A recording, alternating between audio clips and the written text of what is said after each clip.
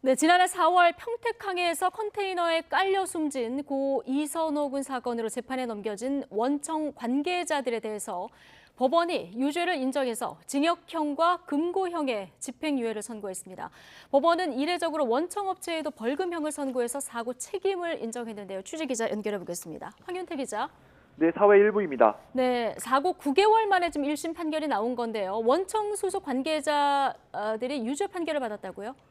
네, 수원지방법원 평택지원은 오늘 업무상 과실치사 혐의로 기소된 원청업체 동방의 평택지사장에게 징역 1년에 집행유예 2년을 선고하고 40시간의 교육 수강을 명령했습니다. 또 원청업체 동방 직원과 현장에서 함께 작업하던 지게차 운전기사 등 4명에게도 각각 금고형의 집행유예를 선고했습니다.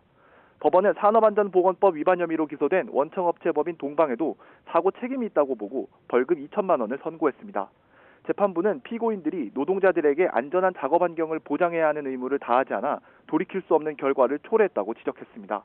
다만 컨테이너 작업이 갑작스럽게 이뤄진 탓에 보고를 받지 못한 점과 중대재해처벌법 시행 전 발생한 사고라는 점 등을 고려했다고 덧붙였습니다. 이들은 지난해 4월 22일 평택항 부두에서 작업에 필요한 안전조치를 하지 않아 이 씨가 개방형 컨테이너 날개에 깔려 숨지게 한 혐의를 받고 있습니다. 일정 규모 이상 컨테이너 작업을 진행하기 위해서는 사전 계획을 세우고 필요한 안전조치 방안을 마련해야 했지만 별다른 안전조치 없이 작업이 진행된 걸로 조사됐습니다. 네, 고 이선호 군 사망 사건 이후에 바뀐 변화도 좀 있죠.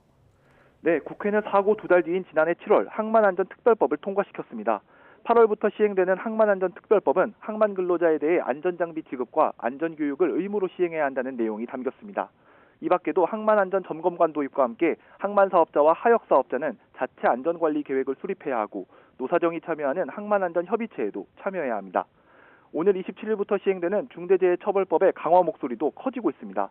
50인 미만 사업장에 대해서는 2024년까지 중대재해처벌법 적용이 유예된 상태입니다. 민주노총 등 노동계는 재해가 발생하면 원청업체의 책임을 묻는 것을 넘어 경영 책임자도 함께 처벌할 수 있도록 하는 중대재해처벌법 개정안을 요구하고 있습니다.